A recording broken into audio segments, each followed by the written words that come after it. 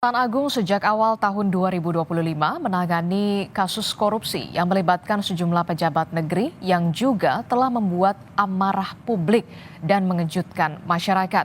Jaksa Agung menegaskan, Kejaksaan Agung akan bekerja secara profesional dalam menangani kasus korupsi yang melibatkan pejabat tinggi negara.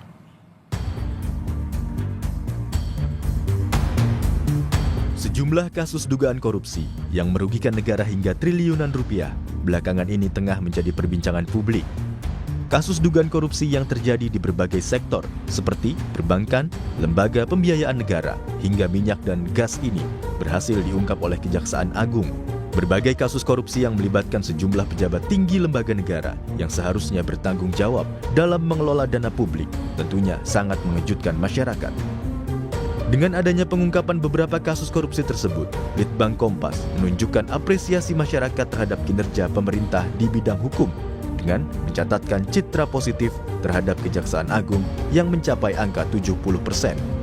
Yang mana angka tersebut merupakan angka tertinggi dalam 2 tahun terakhir. Dalam perbincangannya, Jaksa Agung dalam acara On Point with Adisti, Kompas TV menyatakan bahwa Kejaksaan Agung tentunya akan bekerja secara profesional karena kasus ini menyangkut dengan hajat hidup seluruh rakyat Indonesia. Selain itu, Kejaksaan Agung memiliki program dalam menanggapi kasus korupsi yang kerap berulang terjadi di Indonesia. Di bawah ini tergantung pimpinannya. Kalau pimpinannya mau kurang ajar, di bawah akan lebih kurang ajar. Itu. Kalau saya udah menolak, di bawah pasti takut untuk menerima. Gitu. Jadi memang kepalanya dulu. Ya, yang penting makanya itu penegakan hukum, pemberantasan korupsi dari mana? Dari pribadi masing-masing dulu lah.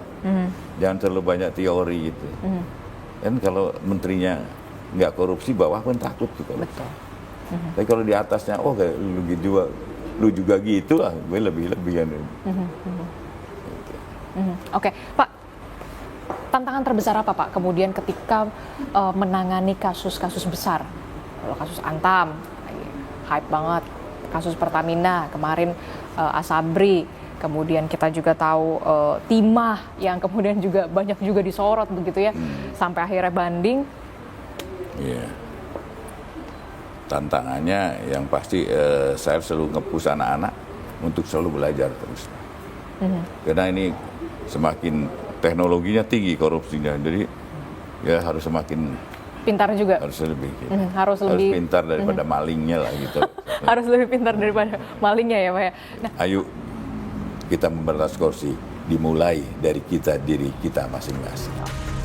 Dalam kasus pemberantasan korupsi, Kejaksaan Agung turut berperan agar kita bisa memberantas korupsi, dimulai dari diri kita masing-masing. Tim Liputan, Kompas TV.